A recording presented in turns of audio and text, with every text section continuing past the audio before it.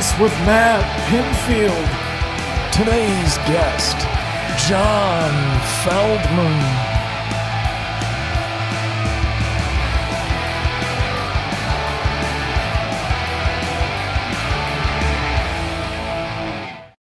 Hey everybody, it's Matt Pinfield. Welcome to In a Lonely Place. And I know that sounds kind of like a depressing title, but it's really not. It was something I came up with during the pandemic.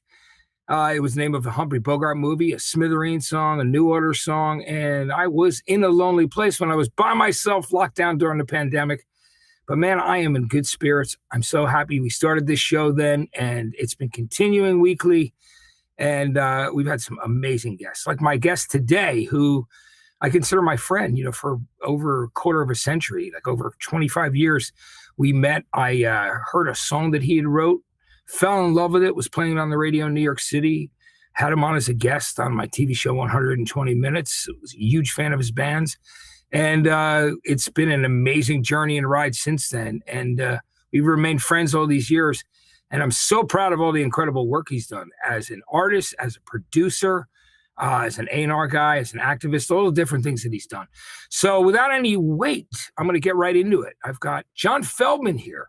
John, good to see you, man. How's everything today? Yeah, Matt. So good to see you. What's up, my brother? You're all fit and toned up and skinny. I fucking love it. You look great. Thank you, brother. Yeah, man. I'll tell you, John, it's number one, it's a sobriety thing. And, after it took me about 8 months to walk without a cane when I first got hit by a car, getting close to the 2-year anniversary. But, I'm hiking now, working out, you know what I mean? Devoted to my sobriety, and I'm feeling really, really good. It's all about the music and family and friends, you know what I mean? The things that matter in life. I do. And just on a side note, Goldfinger's second album single was called This Lonely Place on our second album. So there's another song you can reference. Yes, and I do love it. It's called This Lonely Place. What I also love was how nice you were that you guys, because we debuted here in your bedroom on 120 Minutes. I know that when you were working with the director, you guys put my last name in as a code in the video that was like the Alien video. It was basically based on a sci-fi alien type situation where you were running through this spaceship, and one of the codes was PINFIELD, my last name. It was really one of the coolest things ever. I was so blown away by that. But I mean, Johnny, it goes back to, here in your bedroom. And somebody like literally called me up and saying, you got to hear this track, when I was in the music department at MTV. And I said, oh my God, this is one of the best songs that I've heard in a long time. And it was so immediately infectious, and I loved it. And I said, let's get these guys on the show. And then we became friends right from the first time you guys came to 120 Minutes. So we did. It was such a great time in music. Just every time we go to New York City, just seeing you and just being on the show, and music was just in the forefront of everyone's mind. I remember we played Irving Plaza that weekend that we were on your show, and it was just such a big deal just to be in New York City and the whole thing. I don't know. Were we on tour with No Doubt? I don't even remember that. No, maybe not that early. That we probably were on during that. We were on Conan O'Brien, and our drummer picked him up from behind all the way up and flipped him over his back. Conan almost crushed his skull on the monitor and almost died live on television. It was like, it was such an amazing time period where you could actually be live and have these events where so many things now are pre-recorded, and things are it's just not, the excitement isn't quite the same as when you're on live television.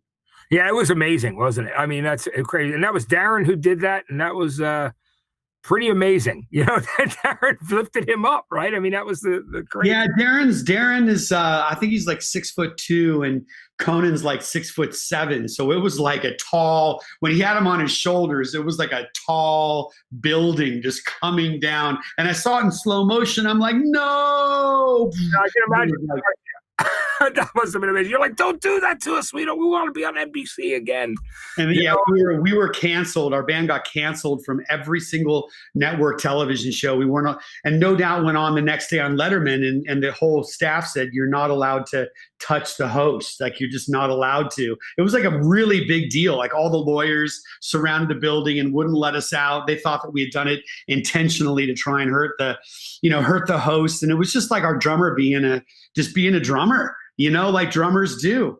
Very Keith Moon-like, in a sense that you didn't know what was going to happen next, right? No, exactly. And the Who are definitely one of my all-time favorite bands. And I remember I think it was the Smothers Brothers they were on in the 60s, where Keith Moon put like a quarter stick of dynamite in his kick drum and didn't tell the guitar player, Pete Townsend, about it, and exploded on live television as well. I think that was probably part of the appeal of why Darren wanted to do it.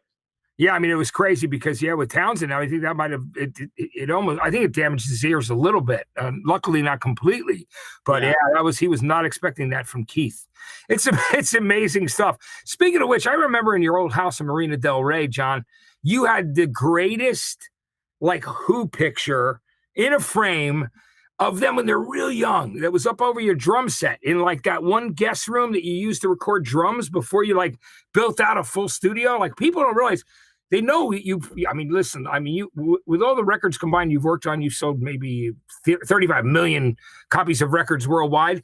But I mean, you literally started producing people in your home. You're making records in your house. I remember the drum set up there and that great picture of the Who as young guys, right over it. Remember? Yeah, black and white picture with the target. It had them. It was probably.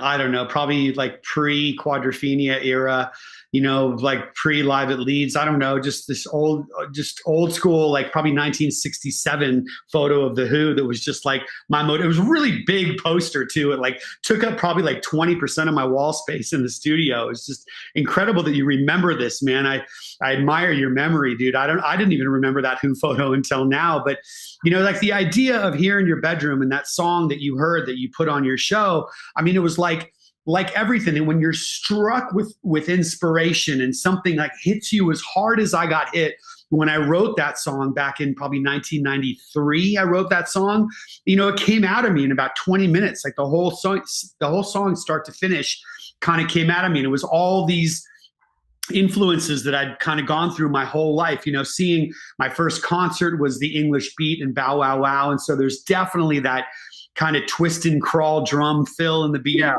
beginning from the English Beat into these Social Distortion, Southern California punk rock, Bad Religion kind of chords in the chorus. This whole thing kind of came out of me as one, kind of piece of inspiration really quickly. And that song changed everything for me, and it's I wouldn't have been able to, ultimately the publishing that I got, I think it was probably I think I got a $20,000 publishing advance, which I was able to put down on that house, which was, I had never seen $20,000 my whole life. It was a huge amount of money, and so I put it down on this house that was owned by this crackhead that I was renting at the time. And so she just needed the money. We went to a bank. We needed 10% down on the house. I think the house at the time was worth about $400,000. So my 20 grand procured the house, and we were able to buy this house, which I built the studio on my own. I just went to Home Depot. I got a bunch of egg crates and a bunch of foam and I basically just sprayed a bunch of glue on the wall, that spray glue, and put a bunch of styrofoam and foam on the wall. And it was we made that studio that you saw. And that's where I made Story of the Year's Page Avenue. I made the Used first album, the first, 2 Messed albums I made there. I made Open Your Eyes, the Goldfinger record there. So I did a lot of records in this little room. It's probably the size of the room I'm sitting in now, that you could barely fit one bed, but I had a drum set in the corner. I put a 57 microphone down the hallway as my room mic, because I just didn't have a room. And I just basically had maybe 4 microphones on the drum set. And that's what I used to make. That first Used record also changed my life as a producer. It put me on the map as a producer. So that little room, I don't know. My wife hated it because I mean we would do drums at 3 a.m. My neighbors were always like, "What are you guys doing in there?" You know, but I was making professional records. It was amazing. Yeah, that used record, by the way, sounded so good. You know, Box of Sharp Objects and The Taste of Ink, which was that first single off that record, was just undeniably great. Yeah, thank you. Yeah, I'm really, finding that band was like definitely a game changer for me. But it all started, it started before that. I mean, I was in a band and I was signed and I toured the world and Tommy Lee produced our album and all that. I worked at Aardvark selling used clothes. And then I got signed and then we got dropped and I had to go back to selling clothes at Nana on the Promenade, this like punk rock shoe store.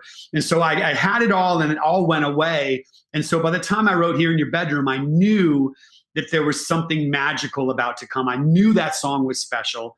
And so by the time K-Rock added it, you started playing it, like it changed. Without that, none of this would have been possible because I met the Used because I was on tour with my band. And so, I mean, when I think about my history, like, Steve Jobs says, or used to say, you could only connect the dots looking backwards. Nobody has a crystal ball. And I could have never been where I'm at had it not been for working at the shoe store. I met the girl that I had a crush on. I wrote Here in Your Bedroom about her because I was working at the shoe store. And then that song became what it was. My band went on tour. The Used were fans of Goldfinger, and I met them because they came to our show in Salt Lake City. And then I was able to sign them and produce their album. So if my life was any different, it wouldn't have turned out the way that it is, which, I mean, in my case, I couldn't want for a better life than I have. Yeah, I mean, it's amazing. And you're the way that it's all progressed. But we should go backwards for a second and say that your first band that was signed was the Electric Love Hogs. And, a couple other guys came out of that band too. You had Bobby, who was the drummer in Orgy, and Dave Kushner, of course, from Velvet Revolver, right? So you guys, and that's always like the first time around. Would you say that was a lesson learned kind of thing? What did it feel like when you first got signed with Electric Love Hogs? Did you feel like, hey, this is going to happen? And where was it all these different, chain of events, because I know when it comes to a record company, you and I know this more than anything, everything kind of ducks have to align. And sometimes it's, you're in our guy leads, or, there's something else comes out and the label's pushing this one, your record, it's great, but something else becomes a priority. It's so much craziness. Tell me about the Electric Love Hogs, if you can sum it up in a very short period. Yeah, man. Look, the Love Hogs were, I loved, like I said, the Red Hot Chili Peppers and Fishbone and all these live bands that just put on the show. So our band was I was always head walking and doing flips off the balcony and all that. That was like our thing. And we had so many bands open for us, Matt. We had Alice in Chains. Pearl Jam used to be called Mookie Blaylock. They opened for our band.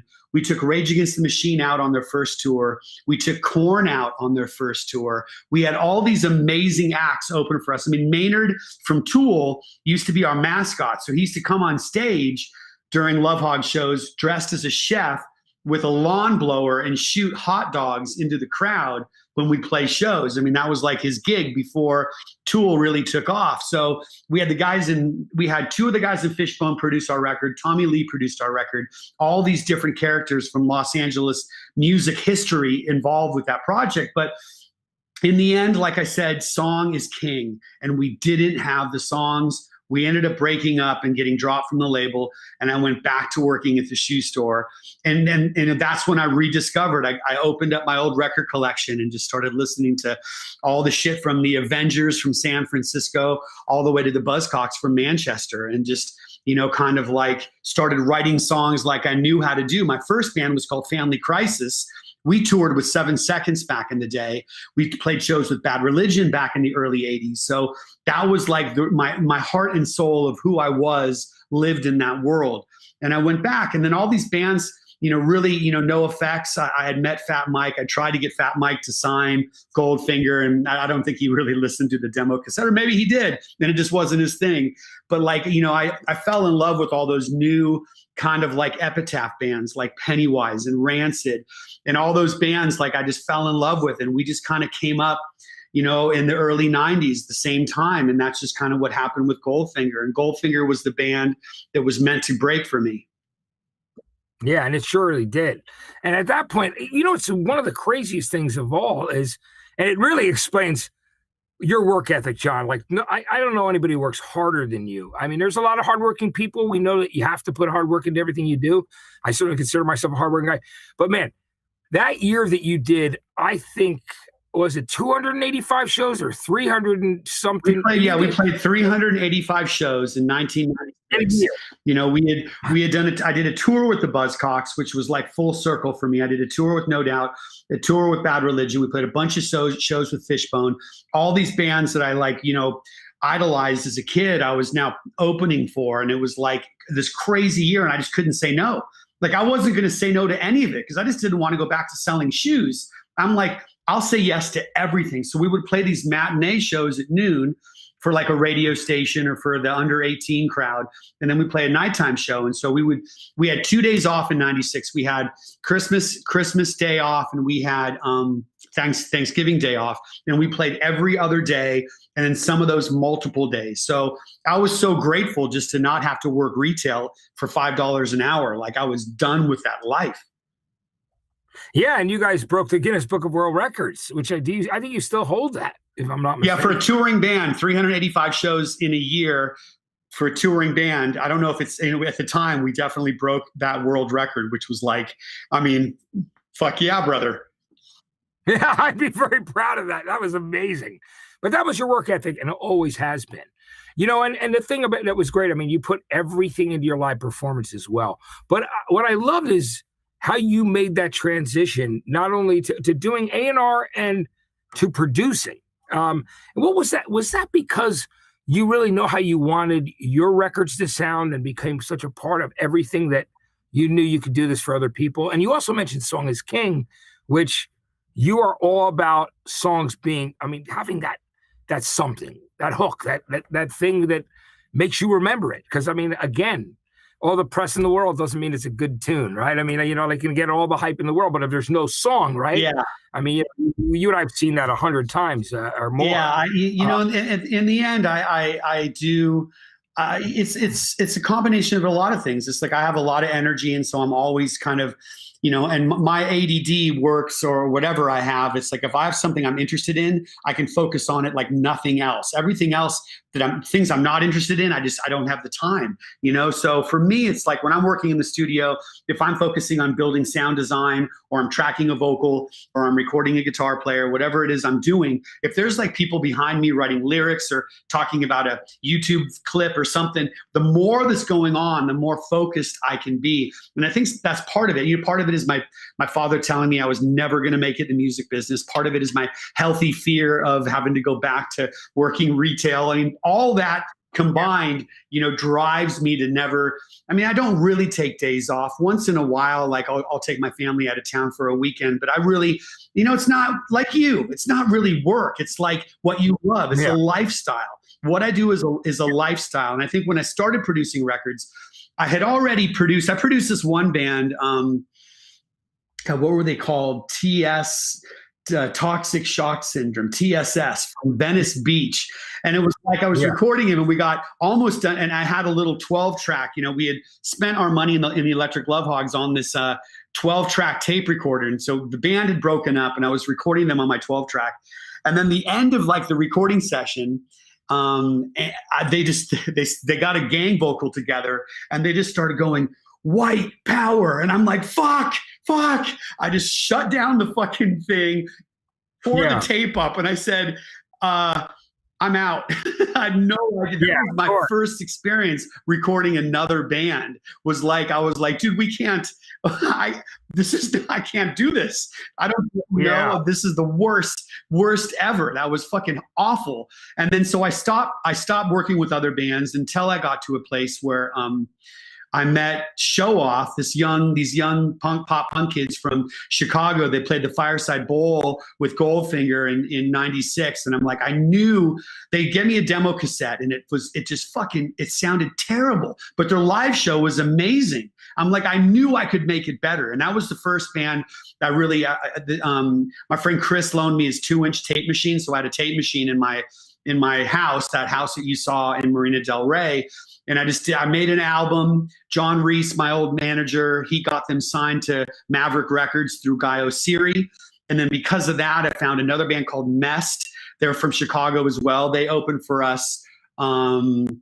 I don't know, so House of Blues, I think, in Chicago. Yeah. And then, or there was the Metro. They played with us at the Metro, and I signed them. And then I got an A&R deal because I signed these two bands through Guy Oseary, and that changed everything. I just didn't know that this was going to be part of my existence, because all I came from a place of was I know I can make it better for these bands. I know I can make a better sounding recording because of my history working with Tommy Lee, working with Kendall and Norwood from Fishbone, making the Goldfinger first album on my own with Jay Rifkin. Like, all those things helped me, gave me the experience to really practice with those bands. And so by the time I found the Used, like they say, 10,000 hours, right? Like, I'd done my 10,000 hours in the studio by the time I found the Used. Yeah, and then of course I remember when they were showcasing and you recorded that record, and I mean, it did unbelievably well. Those showcases were so fucking awesome, man. It was like we'd be in the room with Leor Cohen, who was running Island at the time, and Tom Wally and all these guys, and you would just scream and just throw up in the rehearsals place, because he'd scream from his gut so loud he would just throw up, and these guys would be like, Where do we sign? Where do we sign? I remember he got one of these executives. He got he threw up all over the guy's pants, and he was still like, dude, I gotta have this band. It was game changing. It's amazing. And you still work with Bert and the guys. Yeah, we made a record last year called Heartwork, or maybe beginning of this year. It came out this year, and it's all come full circle, because I signed them to Warner Brothers. I had an A&R consultancy with Tom Wally, who taught me probably more than any other executive has ever really taught me. He's just a legendary figure in the music business, and I signed him to Warner Brothers, and then it's come full circle where I have a record label called Big Noise, and we were able to sign the Used to Big Noise, which is what this last Heartwork came out on. So I just feel honored to have such a long history with these guys. It's amazing. Who are you working with at Big Noise with? Is that John Cohen, who I've known for years? Johnny Cohen is the best. So John Cohen started Vagrant Records. He signed Edward Sharpe, and he signed every great emo band ever, Dashboard Confessional. He signed the 1975. So John is my partner, and I have another partner named Nick Gross, and the three of us run this label together. We have another label that we've acquired called Commission Recordings, which we have Made in Tokyo. We have Lil Dicky on the label, and on the Big Noise side, we've got the Rex. We've got, so it's just it's been such an amazing journey, like being able to actually sign bands, we have a band called Girlfriends, which is Travis Mills' band. I don't know if you know Travis, that worked over at Apple. He's a really great guy. And it's been so fun. Yeah. It's amazing, the stuff you've done. And I think about it, your production, you eventually moved out of that house, moved into a new home, and then built a new studio. Tell me about was that kind of at that point in time, did you build the dream studio that you always wanted? I did. Yeah. NRG was my favorite studio in the world. And I found out who made it. This guy, Brad Keeler, designed the studio at NRG. And so I called Brad and I said, dude, I just, we became really good friends, Brad and I, and he designed and built the studio up in my Roscommare house when I lived in Bel Air. And it was like amazing, because we got this, this house in Marina Del Rey we bought from this, crack addict. We were able to I made so much money on the sale of that house. We were able to move up to Bel Air because of this real estate investment. I always tell band members and kids that are just like getting these big advances or publishing deals, I'm like, buy real estate. It's the smartest thing I ever did, is just buy that house. And we built this amazing studio up at Roscommare, and that's where I made the Used second and third record up there. I made Foxy Shazam's record up there. I made Panic at the Disco's third album, Vices and Virtues, up there. I met Jason Evigan from After Midnight Project. I made his record up there, who's become an amazing producer on his own. He's just incredible.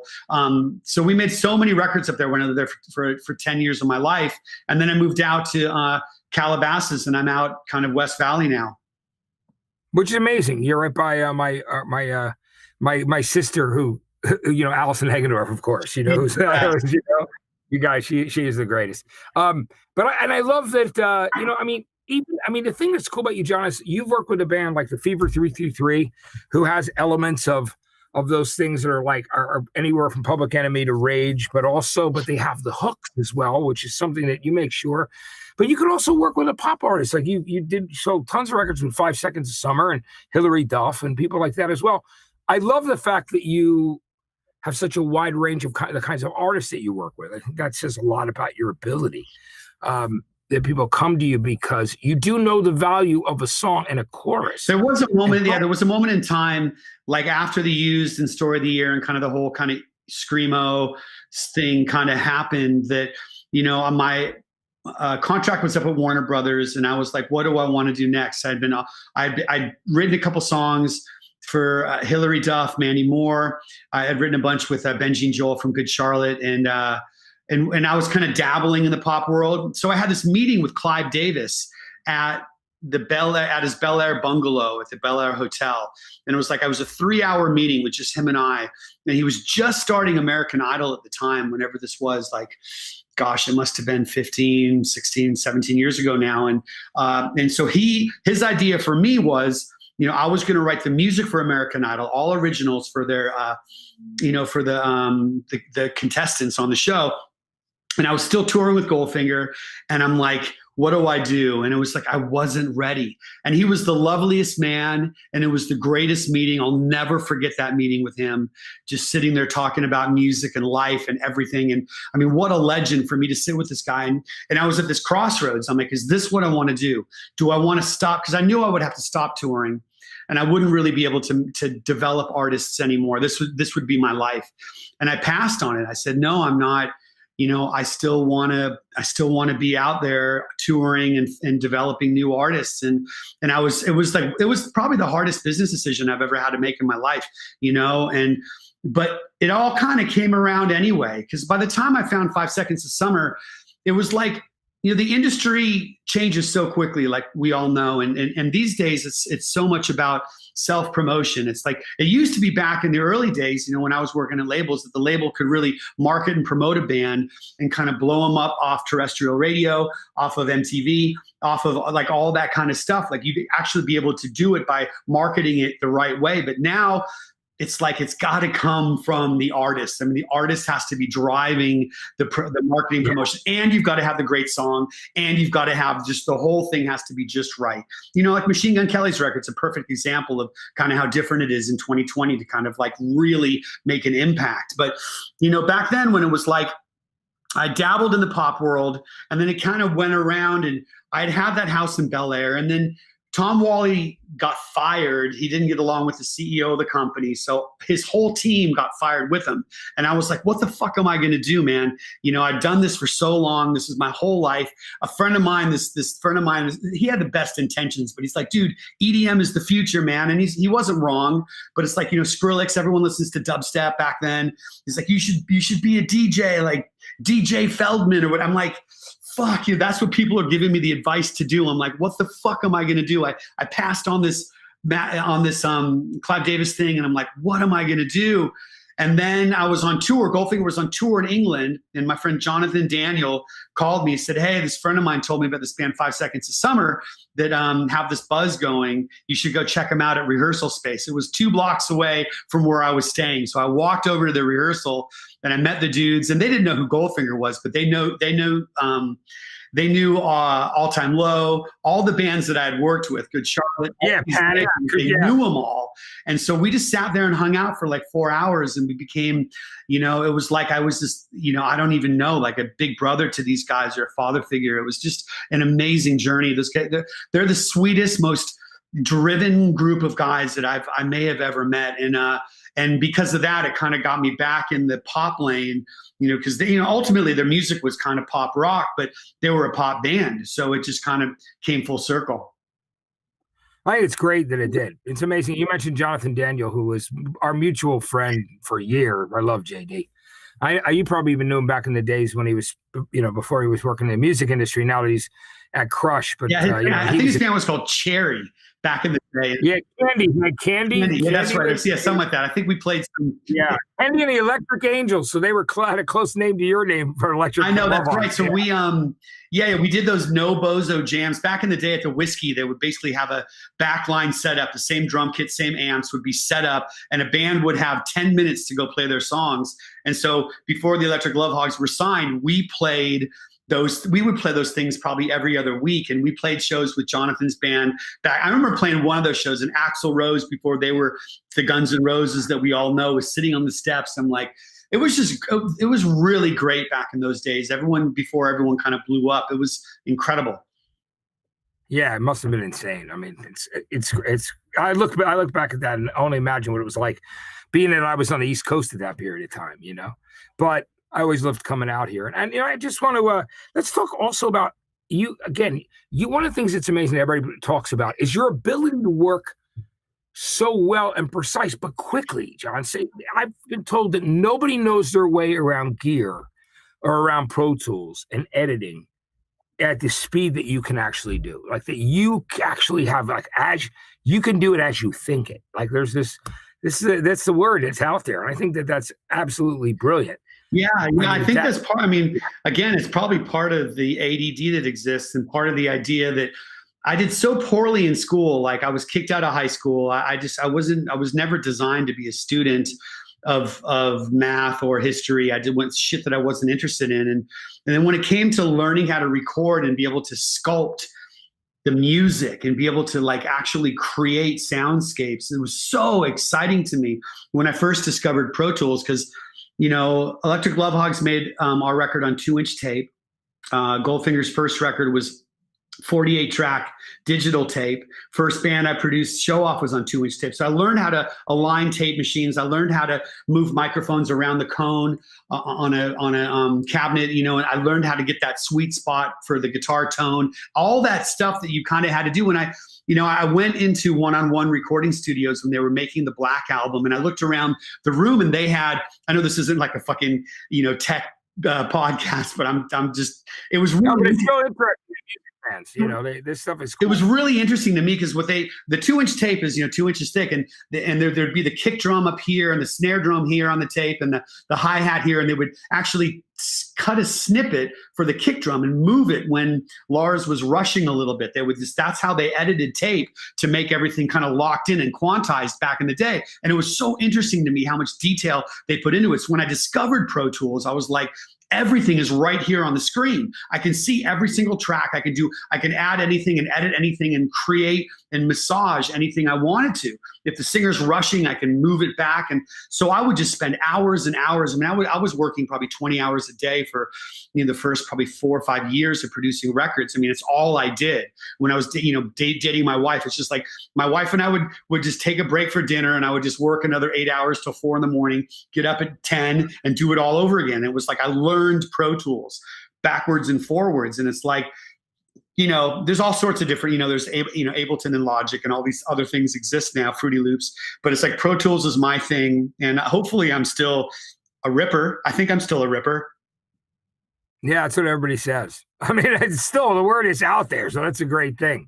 And I mean, with current young artists that you've worked with as well, which I think is brilliant. Let's talk about the fact that as far as, you've been, there for with animal rights and an activist for a really long time. I mean, you're one of the first guys I knew that was vegan, back when we first met. Talk to me about where you made that transition when it came to. So I saw the movie Babe, and I love the movie. I mean, obviously it won the Academy Award. It's a great film. And I just thought, if they could train that pig, why do I choose to eat the pig and not the dog? And I just made a choice to stop, eating animals. And I just became, and it just progressed one thing to the next. I just watched a bunch of animal rights videos and slaughterhouse videos. And then I went into I just became obsessed with the idea that the factory farming, the way that we raise animals is just not, it is not okay, and I just started, protesting every day before shows. I would do these protests outside of Kentucky Fried Chicken or wherever the fuck with a bullhorn, and people would harass the shit out of me. It would just be me alone at noon. I mean, this is before the internet. I couldn't Instagram post, hey, I'm going to be at this at this animal rights protest. I would just be me by myself before a show, every city we would go to. It was insane. At one point, I was working, I was doing stuff that was probably outside of the typical animal rights window, and the FBI actually came and raided my house up there in Bel Air out on Roscommare. They came, my wife and I were coming back from working out, and they blocked us off with all these unmarked sedans. There was a helicopter by the house with all these machine guns pointed at us. It was insane. It was right after the Patriot Act happened.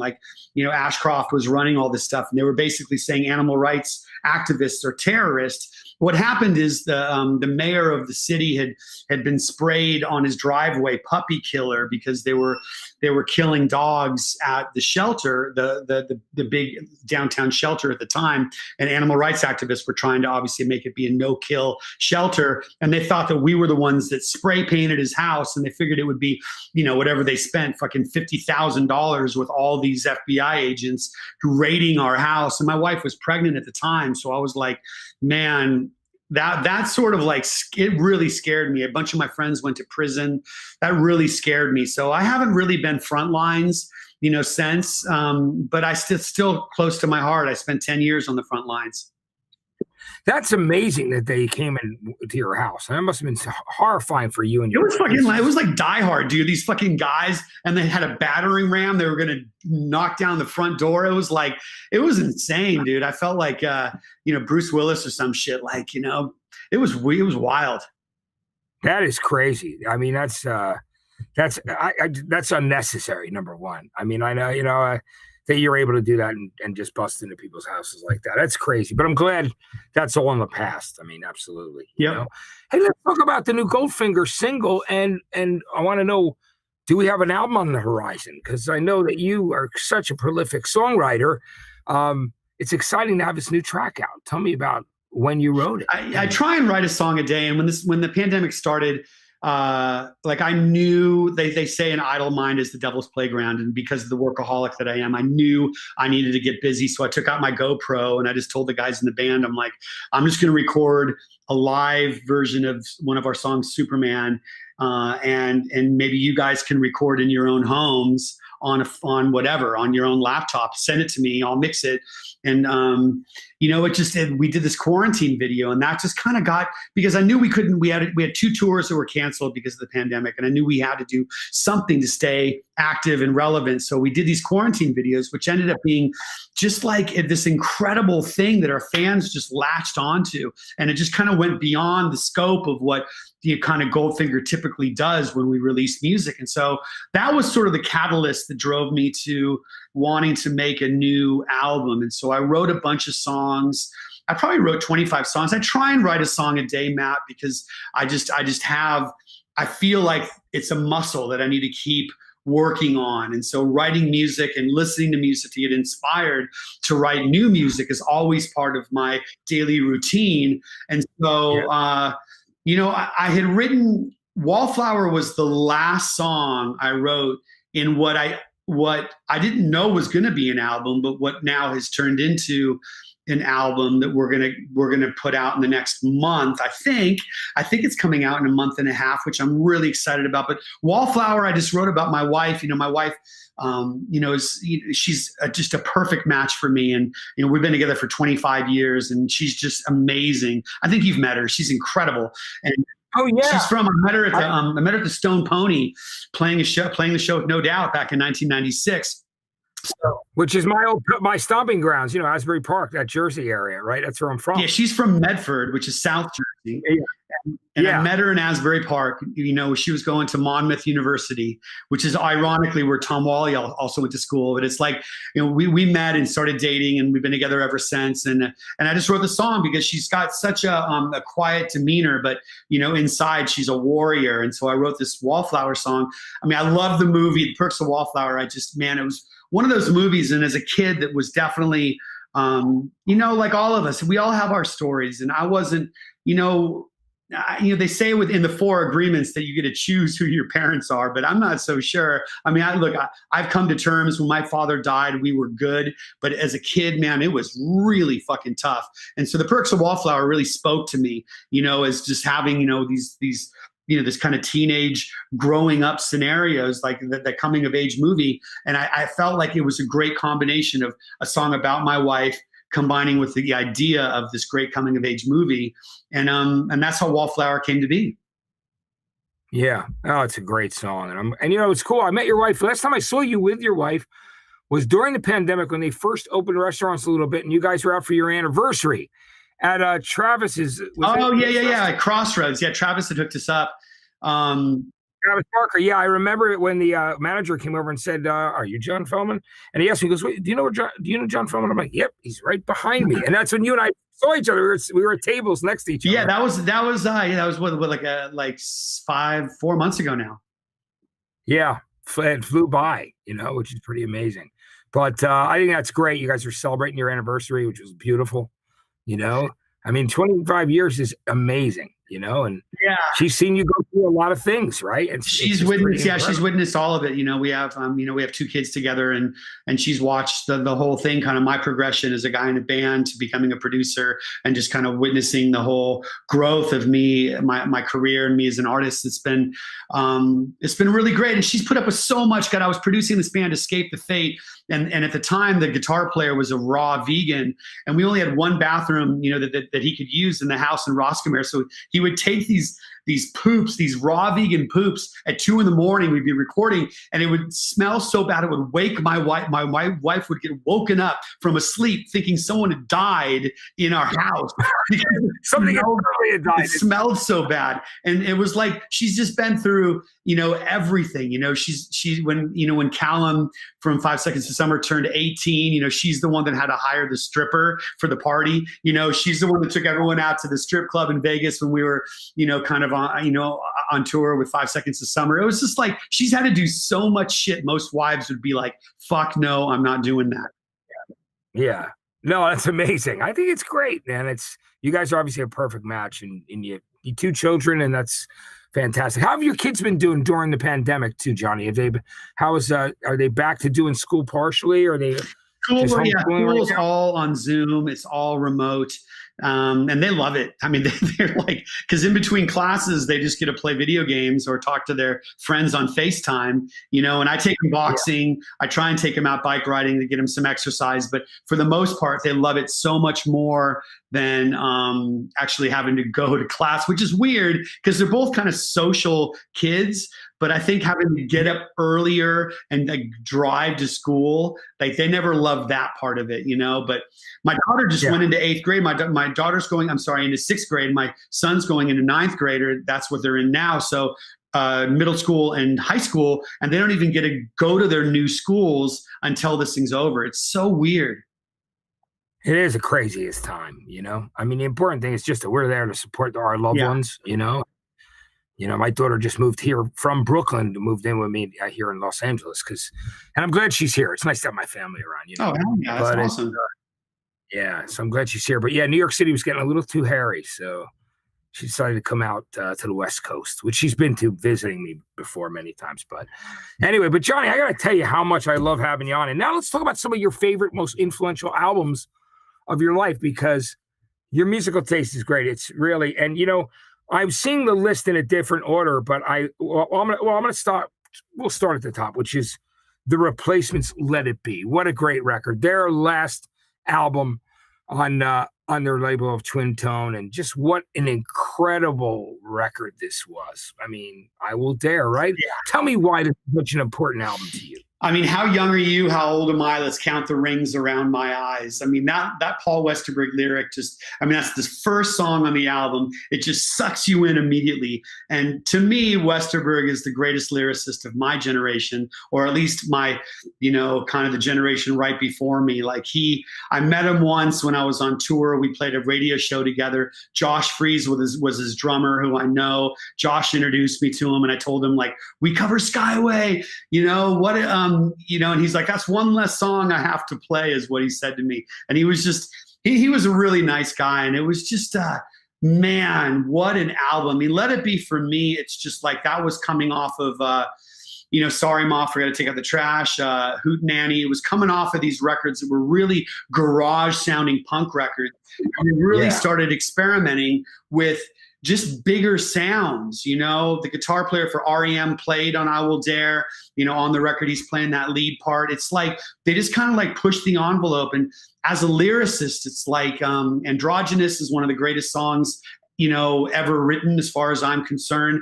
The way he, Unsatisfied, the way Westerberg sings Unsatisfied, look me in the eye and tell me, are you satisfied? It's like, holy shit. Like, it's just, it's so earnest and so believable. To me, Paul Westerberg is my Bruce Springsteen. Yeah, he was, what a great songwriter, 100%. I love him. You know, I mean, and he's one of those guys that has so many people are inspired by him. And, you know, it started to seem like he was going to be getting his due around the time of Singles, when he did Waiting for Somebody, you know, and Dyslexic Heart on there.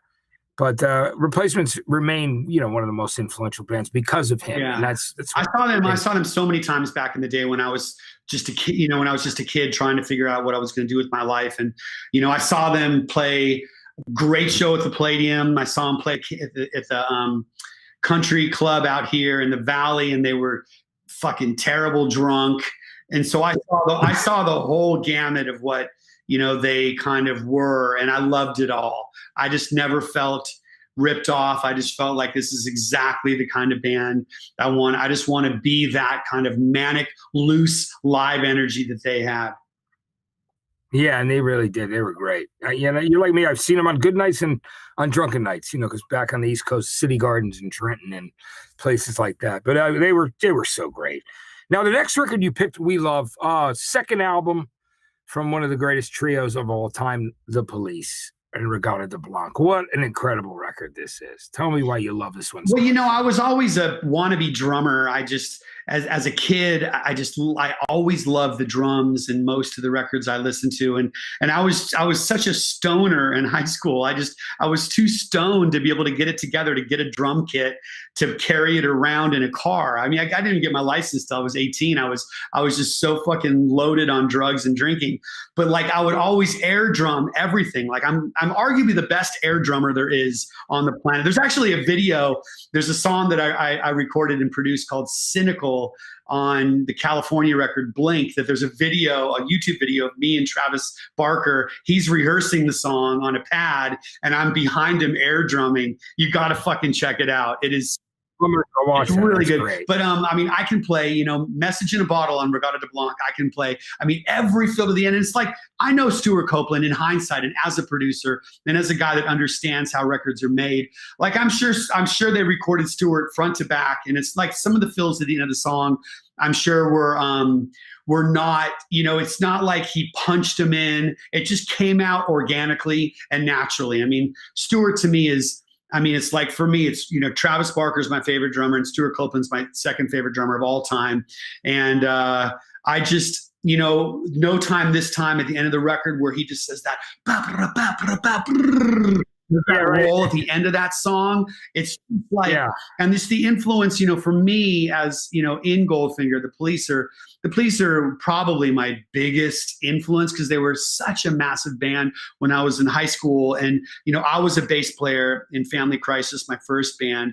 And so learning those lines and learning how to palm mute the way, I think The Bed's Too Big Without You is on that record as well. And I think, like, learning how to play that song and palm mute it, it was such an influence on me as a musician, and like trying to sing those songs. Like, my voice, I can't sing in that kind of high tenor that Sting has, like, but trying to sing that high, it was just like that record. I had it as a 2 10-inch record set. I had it was a smaller one with 2 10-inch records. It was cool when they were doing it back then. They did that for that, and Joe Jackson Looks Sharp. They had 2 of them on that 10 inches. I had that Look Sharp record too on 2 10-inches, and it was like, I just man, I would just listen to that album over and over and just study the drums. I mean, just the whole thing. It's funny how Andy Summers is such a legendary guitar player, but he gets so overlooked, and some of the guitar playing on that album is just like, I mean, that guitar riff in Message in a Bottle is, I mean, I don't know. I mean, learning that add 9 chord, that you know, that chord, is like integral to how I write music even today. You know, one of the greatest riffs ever, in my opinion. I love that. That's one of those songs that you know, I think it's just one of the best written songs ever. I love Message in a Bottle for that reason. You know, so good. And his playing, yeah, Andy Summers. Have you watched that documentary, that Can't Stand Losing You, Surviving the Police? I've seen everything. I've read everything. I'm just I'm a super fan. All of it. Just historically, like how just there has been a lot of, headbutting with drummers, whether I'm producing a drummer of a band or whether it's a drummer in my own band. Yeah. Like Ben and just studying how Sting and Stewart butted heads so much. It just made me feel like things aren't as bad as I think. If this happened to arguably the greatest songwriter or the most successful songwriter in rock, in the last 40 years, Sting, if he had to deal with it, then maybe it's okay that I have to deal with it too. Yeah, absolutely. Yeah, those stories are notorious with those guys. As great as they were, their issues. But you know what? The music they made was so fantastic, and I'm glad they reformed. That tour they did when they reunited was amazing too. It was so good. Yeah, I saw two of them. Yeah, it was great. It was amazing. Now the next record is Social Distortion's "Mommy's Little Monster." Great record from these guys, and let's talk about this because you were 10 years old when you discovered this record. You were a kid. Yeah, I was a kid, and look, so my best friend in high school, his name was Chris Caton, and Chris used to tour manage Social Distortion. So by the time I learned how to play the bass, and Chris kind of turned me on to punk rock. He was in a band called Urban Assault from Salt Lake Tahoe. That's how we got South Lake Tahoe, and he basically got us the tour with 7 Seconds. He grew up with all those guys, and so by the time I found Mommy's Little Monster, it was like that record spoke to me just more so than the Clash, the Sex Pistols, because they were songs about, the cops and parents and school and relationships. And it's just and it was Southern California. I grew up in the Bay Area, but it was they were California kids. And Chris Caton brought the band to my house as a kid when I was 15. I met the whole band, except for Mike Ness. I met Mike Ness much later in life, but it was I met those guys, and I can play that record, start to finish. I watched that movie, Another State of Mind, which was Social Distortion and Minor Threat on tour together. And it was like watching them in that school bus and the whole thing. And just Another State of Mind is one of the greatest punk rock songs ever written. Mommy's Little Monster shoots methadone. Mommy's Little Monster had sex at 15. It was that lyric. No one was talking about that kind of shit, like shooting drugs and having underage sex, when I was 15. He spoke to me, that was my voice. Mike Ness was my voice. It's the only band tattoo I have is a Social Distortion tattoo. And we would Family Crisis would open every set with the Creeps. I just want to give you the creeps, it's that was our kind of call to arms song, when we were we basically did all originals and then Social Distortion songs. I mean, that was it. And it's that album cover is so iconic. It was just so apocalyptic, the whole way that it was just the black and white, everything was just legendary. And, one of the, I don't know who's cooler in the history of humanity other than Mike Ness. Yeah, he is. And what a great guy, too. He's just a really sweet guy, man. Amazing songwriter, great performer, and good people. Great human being, that's for sure, man, in my experience with him, too. Yeah. Obviously, the Beatles are where so much starts for so many of us. And Revolver is such a great album. Let's talk about that because it's, obviously it's right in the middle of their career, but such an incredible record and so many different things going on in it. Why is Revolver your favorite album? I mean, look, I feel like they really started experimenting on Rubber Soul, but Revolver, they had honed in. George Martin, I would study his music under headphones, the way he would record different instrumentations, and with the ADT, the short delays that he would throw on John Lennon's voice, because it was this doubling effect, because John Lennon hated his voice and he would just put that on. But I think Eleanor Rigby's, arguably one of the best songs ever written in the history of music. And it's just this record, I don't know. It's just Tomorrow Never Knows. Gotta Get You Into My Life. Like these songs will stand the test of time forever. Like this is a forever record that will be looked on as, I mean, the greatest songwriting team of all time, Lennon and McCartney. You know, I've met Ringo a bunch, and he's the loveliest man ever. Yeah, I mean, he is great. I know the guy. It's just like crazy that I know a Beatle, and it's like Revolver is, to me, you know, before they got too crazy on kind of the LSD experimentation with, I mean, obviously Sgt. Pepper's is, you know, legendary, but Revolvers, the songs are still like 3 minutes. You know, they kind of kept it, you know, for my ADD, it like kept in line with what I love. Then I always say to bands that I work with, you know, on the White Album, they put Blackbird and Helter Skelter back to back on the album, just to show the dichotomy of what you can do stylistically as an artist, to have such a tender song like Blackbird with, at the time, the heaviest song ever written, Helter Skelter, which basically started Black Sabbath and all these bands to play heavy music, but they were able to do that. You know, the Beatles are just one of those bands that I make a lot of artists I work with study that aren't as familiar with them as, you know, you or I would be. Yeah. And I don't blame you, because, I mean, that music is timeless. Those records are great. And you're right about that with the White Album, too. Now, the next record you picked was one of Coldplay's later records, which is Ghost Stories. Tell me about why this record is so important to you.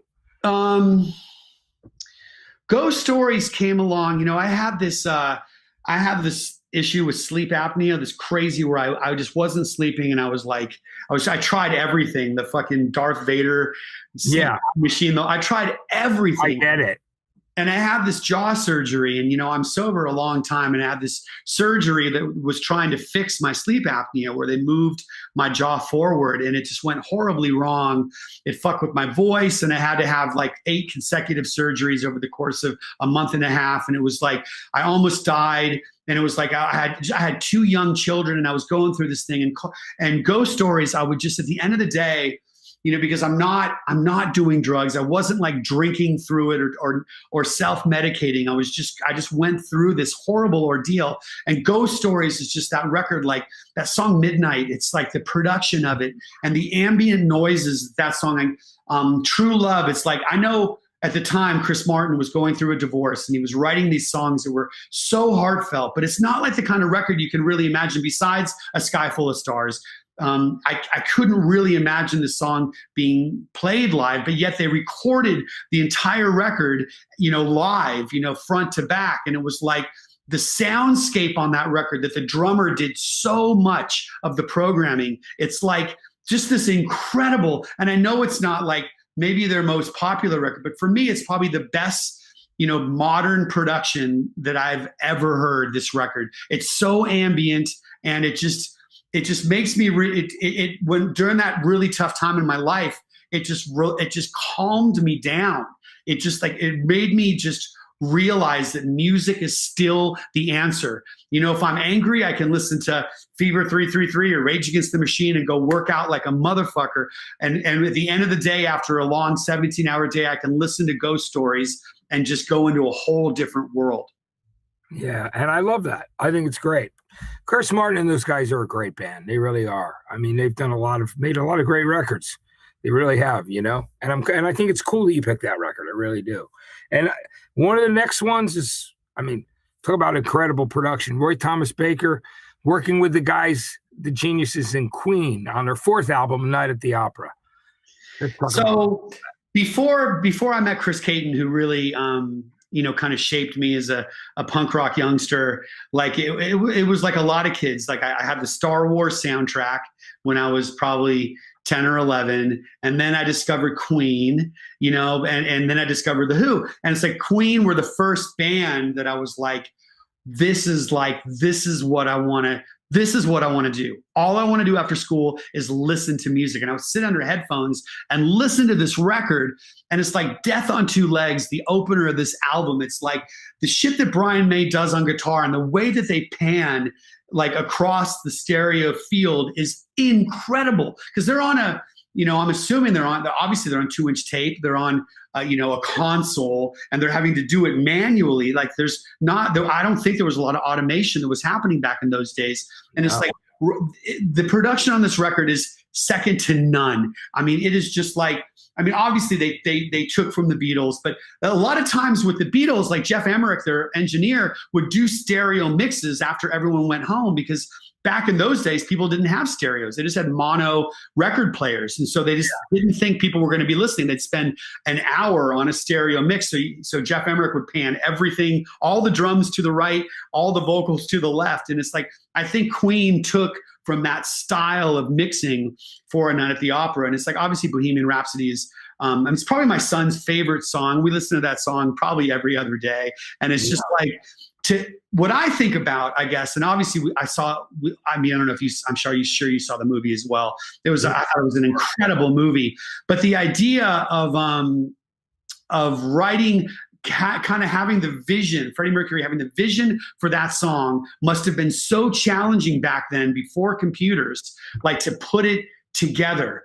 You know, I don't want to die, but sometimes wish I hadn't been born at all. It was like that lyric as a kid when I was struggling with anxiety and depression. Where do I fit in? Getting kicked out of school and doing drugs and drinking.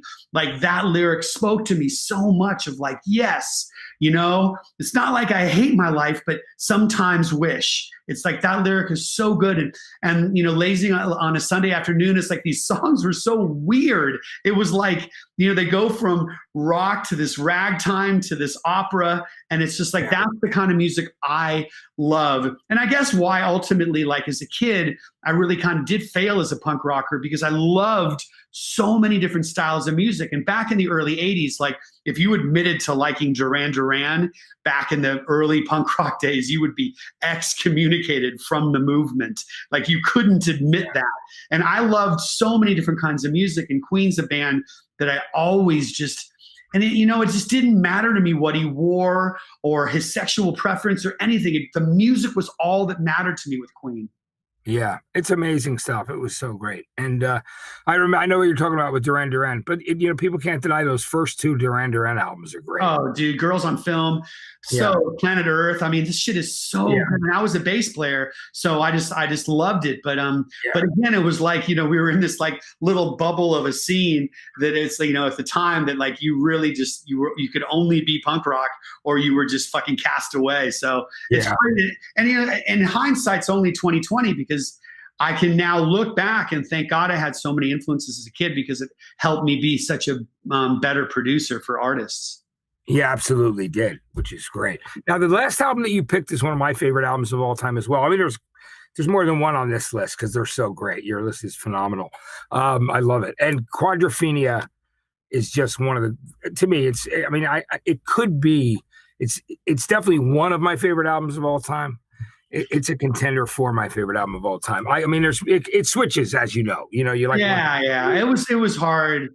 It was really hard to pick. You know, 7. I mean, look, there are so. I mean, Buzzcocks, you know, a new music in a different kitchen, different attention. I mean, those records changed my life. It's like even Guns N' Roses' Appetite for Destruction. Yeah. Nirvana's, you know, Bleach. All those. But it's like Quadrophenia. Like as a kid, I watched that movie. My friend Jay Min had the VHS of the movie, so we would go to his house after school. We would watch it every day, and that scene in the alleyway when, you know, Jimmy and Steph have sex, it was like that was like porn. It was the best fucking scene of any movie I had ever seen in my life. And I would watch that thing, and that movie just spoke to me, just the drug abuse and not fitting in anywhere and being split personality and having like all these different thoughts and the craziness and bipolar, all that stuff spoke to me. And that record, like, I mean, Entwistle, like I said, as a bass player, I was always attracted to these great bass players. And Entwistle, I mean, even Tommy Stinson from The Replacements is legendary bass player, but, you know, Entwistle, like the real me opening up with that song with the, you know, on the, you know, I actually had, I mean, this is the studio version, the picture that you have up, but I had the album soundtrack, which had just Jimmy standing in his trench coat on the cover. Yeah, it had the one side also of the of like all the old songs, and all the old cover songs, you know. So so that was the album I had, and it was like it started with the sound of the ocean, which I think is the same. It sounded with the sound of the ocean, and in the background with a bunch of reverb. Can you see the real me? Can ya? Can ya? And it just comes in with that bass part, and it's like I was just in immediately. And Townsend, again, like we're talking about like this upper echelon of songwriters that are just untouchable, and Pete Townsend is one of them. For me as a kid, I was like, this is. And you'd hear stories about Pete jumping in the air, landing on his knees and cracking both of his kneecaps. And like we talked about earlier with the exploding drum and like these things that like as a kid, I couldn't imagine doing. It was like rock stars were larger than life back then. They were like demigods, And so I would look up to this and, Quadrophenia with, 515, like all these songs about riding, just taking the train. Like I didn't relate on any level other than the music was what connected me to it, because growing up in the suburbs of Northern California, like I wasn't taking the tube or the train anywhere, but it's like God, that album is just every time. I'll tell you what I did. There's a band called the King Blues I produced in England, and I was able to make the record actually in London. And I took a train down to Brighton, and I listened to this album start to finish. I was jet lagged, so I got up before the sun was up at 4 a.m, took a train, and when the sun was coming up, I walked the Brighton Pier and listened to Quadrophenia front to back on the pier. It was so fucking cool.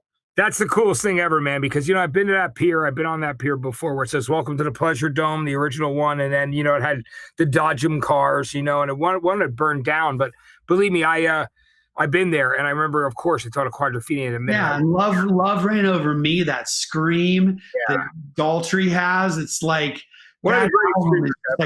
God, he sounds like, I've always wanted to be able to scream like Daltrey, and it's just my voice isn't built that way. It's just not. It's funny. I mentioned, one time when we were doing MTV Beach House, right, not too far from where Tom Wally's from in Point Pleasant, where I lived for a while in Jersey. I remember I was on the air and I repeated that lyric: "A beach is a place where a man can feel he's the only soul in the world that's real." Excuse me, I'm hesitating. But you did exactly what a huge Who Quadrophenia fan want to do. You did it. You were on the pier, on the beach in Brighton, listening to that album, walking. That's like one of the coolest things ever. Man, I used to collect Vespas, back when Goldfinger first started taking off, and I'd bring a Vespa on tour with us. It's like Sting was in the movie. The whole thing, like the Ace face, it was like, that whole thing. It just influenced me so much as a kid. Just the way that I look, with wearing the tipped like polo shirts and the suits, the whole thing. Like I always wear a suit on stage, and it's like that movie and that era, just that mod culture influenced me, fashion wise, more than anything. Yeah, it was amazing. All that stuff was so great. And I love you mentioned the Buzzcocks, love the Jam, love all that stuff was so great back then. And, it's funny, you mentioned a different kind of tension. Just the song that came into my mind like 2 nights ago was You Say You Don't Love Me on that record. And what a great tune. Yeah, Goldfinger covers You Say You Don't Love Me. We have a covers record called Darren's Coconut Ass. And I remember it. You Say You Don't Love Me is on that. And that was the first record that I heard that the bass guitar and the kick drum were locked in. Exactly. They played the same thing. Do do do do with a do do do. It was like, and I'm like, how does he make the bass guitar sound like this? And I realized it was the kick drum playing along with it. It was like, as a kid, realizing those kind of moments shaped me as a producer and an engineer. Yeah, which is amazing. It's so great. All those records are so important in your history. John, man, I got to tell you how much I loved having you today. It's the best. Before we leave, tell me about a couple things you're working on right now that we can look forward to. We're excited about the next Goldfinger record, so that's top of the list, right? So we're excited about it. Yeah, thanks. I'm doing so much, and it's like interesting because people don't really make albums the same way they used to. Like I'm with like kind of a different a different artist a lot. I just wrote a song. Travis Barker and I work a lot together. He lives a block from my house, and he's one of my best friends on the planet. And so, we're working on this. I don't know if it's going to be an album or an EP like this. Some new Blink songs we're doing. I just wrote a song with Travis that I guess we got Trippie Redd, Machine Gun Kelly on. I'm finishing up another Fever 333 album. Just working with this kid Josiah that Travis turned me on to, this kid named Maud's son, who's Maud's great. Have an album coming out with him in a couple weeks. Another Atreyu album is coming out, I think next month, and Escape the Fate album's coming out. So it's kind of all over the place. It's like I'm working a lot with these kind of like younger, I guess emo rap kind of kids, like this, Jutes and just a bunch of that new school stuff. And then I'm doing metal, and then I'm doing Goldfinger right in the middle with the ska punk. I love it. Yeah. Oh, it's great, man, because you can straddle all those lines, and that's a beautiful thing because you have that talent. John, thanks so much for doing this today, man. I loved it. And I'll be looking forward to that new Goldfinger record and keeping an eye on everything else that you're doing as well. Thank you, Matt. You're the best. No, I love you, brother. You know that. You too. Love you, man. Long time friendship, and I'm glad, man. I'm glad we're both here and we're doing our thing, and it's just so great to have you on the show. So, Johnny, I will see you soon. All right, my brother. All right, homie. Thank you, buddy. You got it. Excellent, John Feldmann. Everybody, he was so good, man. How great was John? I'll tell you, he blows me away. I love him. Everything about him, because it's his energy, it's his passion, and his talent. I mean, he's got all three of the things working for him in a big way, and an incredible human being who helps out a lot of other people. Does a lot of good things for people. I mean, not just in musically, but just for people in general. Gives a lot of himself and is of service in so many ways. So he's one of the great ones as far as I'm concerned. And that was great. So thanks for joining us today on In a Lonely Place. Remember, you're never alone. If you got music in your life, please take good care of yourself. Stay safe, stay sane. Thanks for watching the show. I'll be back with you next week.